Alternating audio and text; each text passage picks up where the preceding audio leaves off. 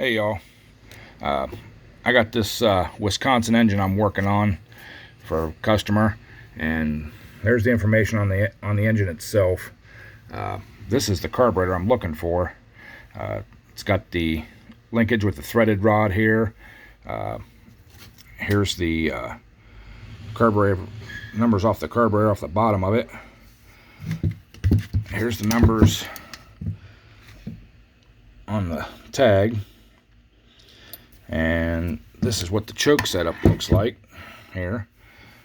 It's got the spring-loaded return here. I've looked all over Amazon and on the internet to try to find another one of these carbs. I can't find one for under 300 bucks. Customer just doesn't want to put that kind of money into it. I mean, I know it's a good piece of equipment that the engine's on, but he just, he can't afford that right now, and I'm trying to help him out and get a replacement carburetor, cheaper than the 300 bucks. I've found some other ones that are similar, but nothing that has this kind of a setup on the throttle. So it's just, it needs to be this kind of setup. So I appreciate if anybody can help me out. Shoot me an email there. My email link's in the description, and or you can leave a comment below.